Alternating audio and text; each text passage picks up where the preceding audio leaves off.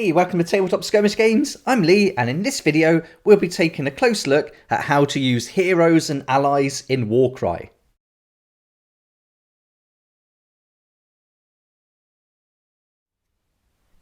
In this video we'll go through everything you need to know to use heroes and allies in Warcry, and we'll be using the Monsters and Mercenaries book, the Grand Alliance supplements books such as the Agents of Chaos.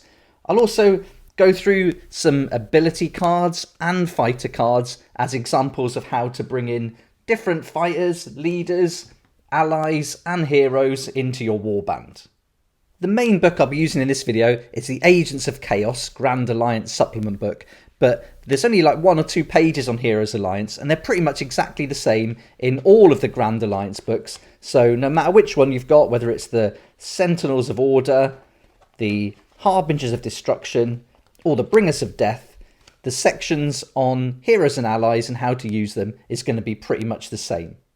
We'll also take a quick look at the Monsters and Mercenaries book, but the rules from here have been superseded by the rules in all the Grand Alliance books, so you really don't need this book if you've got one of these.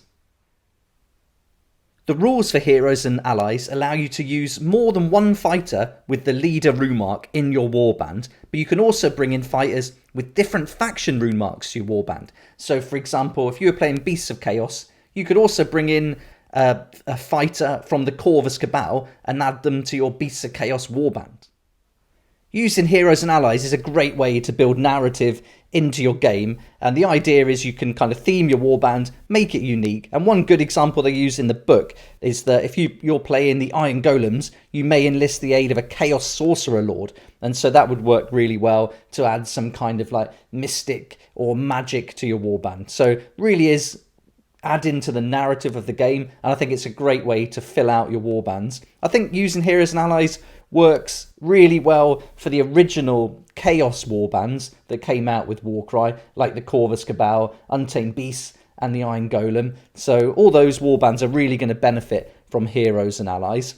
But you could also use it for your Age of Sigmar miniatures as well, and fighters. So it really is a great way to build really unique warbands and build on that narrative.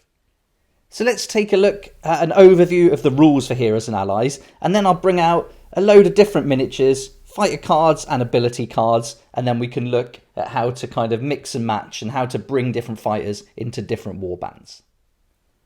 So when we're including heroes and allies in our warband, any fighter with the same faction rune mark to the warband and either this leader rune mark or the ally rune mark can be included in your warband as an ally. If we want to bring an ally into our warband, then any fighter with a different faction rune mark to the warband and either this leader rune mark or the ally rune mark can be included in your warband as an ally.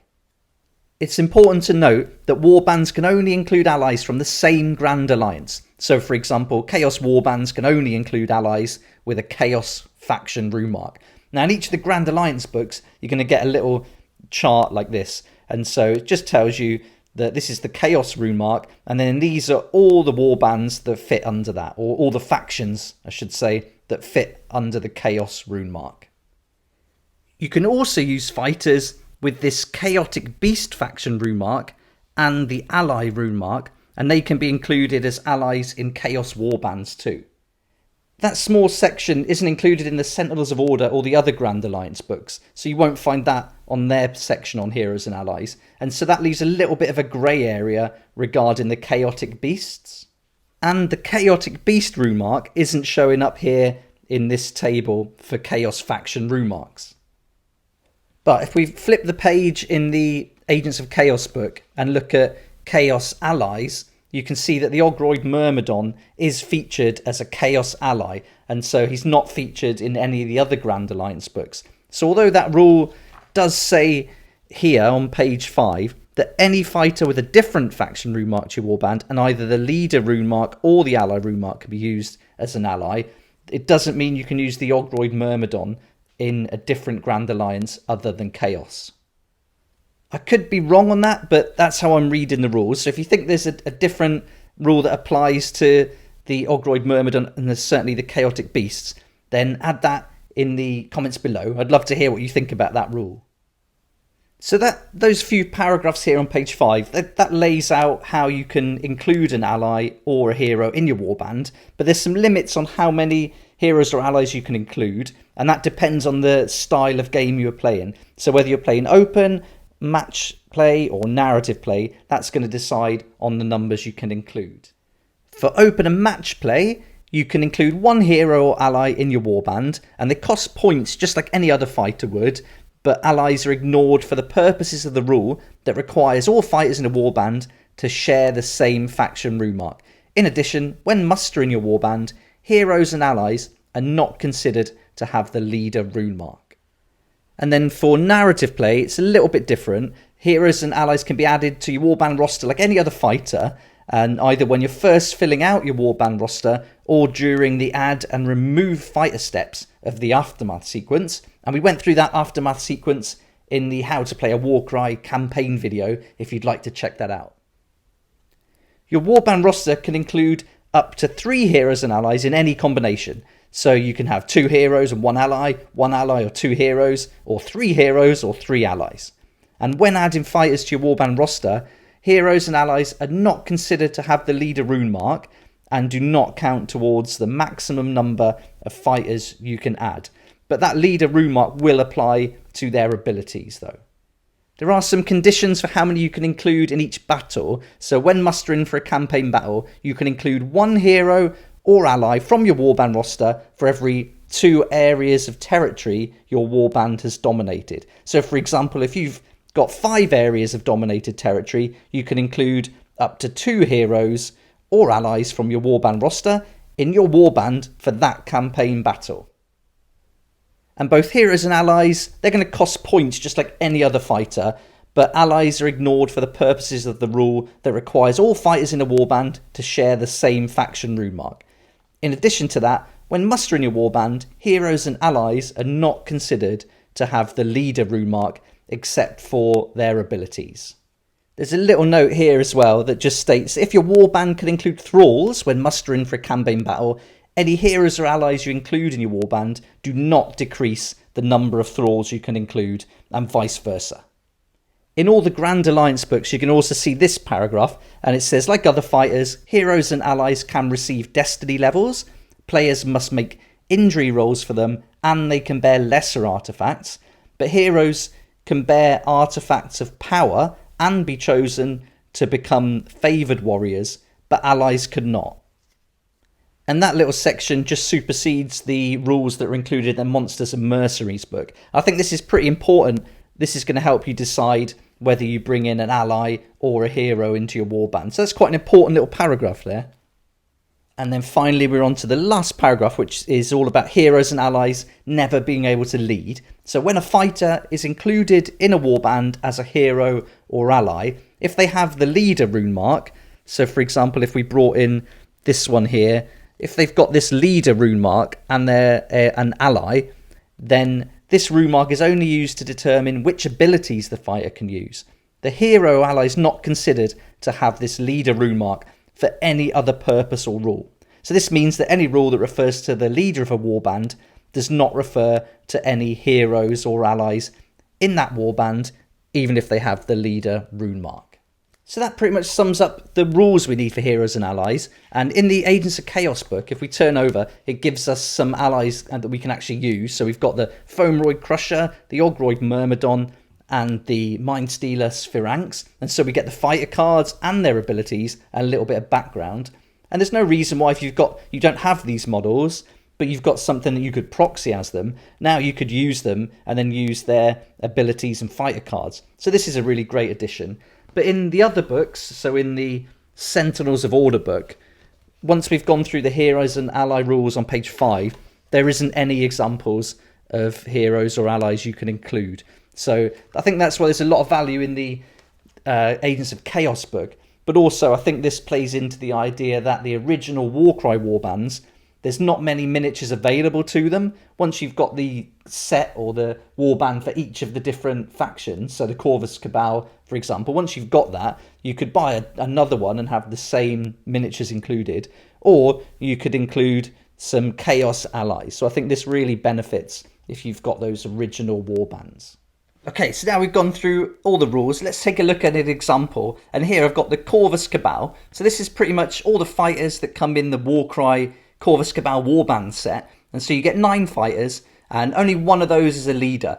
So there's no option there to have any heroes. And pretty much these are all going to be included up to 1,000 points roundabout anyway. So what happens when you want to go into a narrative campaign mode, but you want some more fighters for your Corvus Cabal? Like, one option is to just buy another set, so you just get all these same models again and you repeat them. Maybe you have 2 Strike Talons, something like that, but you know, that's going to be pretty boring. So with these options in the different Grand Alliance books for heroes and allies, you can start bringing in fighters from other warbands. So with the Corvus Cabal, we can bring in a fighter from any Chaos warband who's got the ally rune mark or the leadership rune mark. And so for this example, we've got a Bulgor, and here he is. We could bring in this Bulgor if we use the fighter card that comes with the Bulgor as a Bloodkine. And you can see here, he's got the leadership rune mark, and he's from the Chaos Grand Alliance. So we can use him as an ally in our Corvus Cabal warband. Okay, so now we've got this big guy in there. He's got a different faction rune mark to the Corvus Cabal, so he won't be able to use any of their abilities. But the good news is he can use his own abilities card. So he can use the Beasts of Chaos ability card, and he can use anything that his rune marks match up to. So he's got the faction rune mark, the leadership rune mark, and this rune mark here. So he can use the double Brayherd Ambush, the double Blood Gorge, and the double Rip, Gore, and Tear.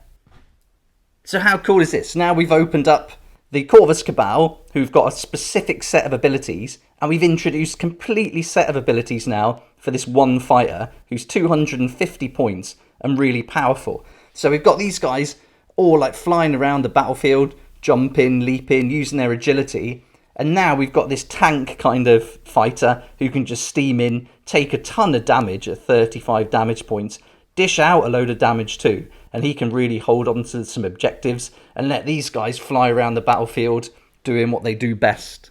And so just adding this one different fighter really changes the whole dynamics of the warband. And if you want to build in a narrative, because there's got to be a reason why this big beast is included with these, and so that's all part of the fun, building the narrative and building your roster before you start your campaign. Or again, as you go through your campaign, when you can add and remove fighters, maybe there's a scenario where you come across this guy and he just joins your warband and there's a reason behind that following on from a battle or something. So that could be really fun to bring into your game. Another example, and this is the one they've used in the Agents of Chaos book, is that you might have the Iron Golem here, and so they've got all their abilities, again very specific, but perhaps you want to bring in some kind of mystical or magical figure to this, and so they suggest you could bring in a Chaos Sorcerer. And this is a miniature from Kagra's Ravagers from the Underworld set. So this is a good way of using miniatures from other games, but bringing them into Warcry.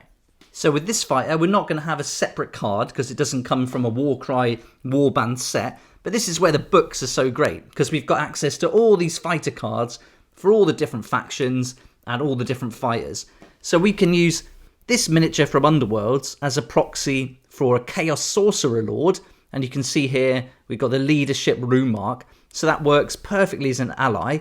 And then we'll have access to all the leader abilities and some of the fighter abilities from the Slaves to Darkness. There we go. So that's 2 great examples for how we can use allies in our warbands. And this is where it works really well with the original Warcry warbands. But let's take a quick look and a quick example of how we can use heroes. Okay, so here we go. I've got a warband set up for the Beasts of Chaos, and they're not painted yet, so they're just primed. But I've got a leader already, and that's my Great Bray Shaman here. But I want to bring in this beast, and I want him to be part of it, but I want to use him as a Bloodkine. But you can see that the Bloodkine has also got the leader ability, and usually we can only have one leader as a leader in our warband.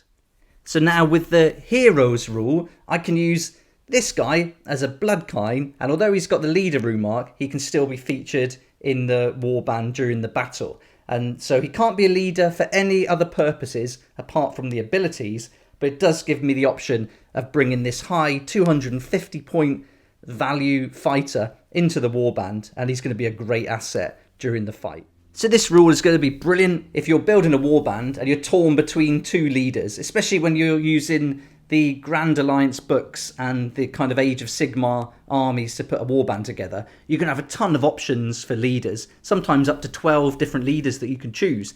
So this is a great way to bring two of those into your warband and really build on the narrative and make use of those awesome miniatures that you want to play. So that pretty much sums up heroes and allies, and I've used all chaos as an example here, but you could do exactly the same kind of thing for any of the Grand Alliances. So if you were playing the Lumineth, for example, and you wanted them to have some Sylvaneth ally of some kind, then that's no problem. You just do exactly the same thing. And so you only need one of the Grand Alliance books to get access to all the rules for this, and then you can build your warband however you like. I hope this video is helpful. I'd love to hear what you think about using heroes and allies. And again, if I've made any mistakes as we went through this video, please let me know in the comments below. And also share who your favourite hero or ally is and which warband you like to play them in.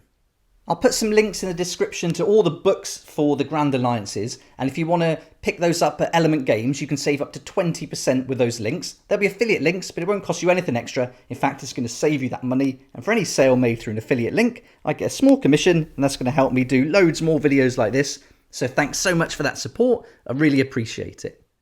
Thanks to everyone who's come over and joined the Patreon. I really appreciate your support there too. And if you'd like to check out Patreon, I'll put a link for that in the description. And I'd love to see you there. You can get some great perks you're not going to find anywhere else. And we hang out on Discord, share our hobby, help each other. And it's a great community we've got going there. Thanks so much for watching. Please like the video if you liked it. Subscribe for more content like this. And don't forget to hit the notification bell to join me next time on Tabletop Skirmish Games.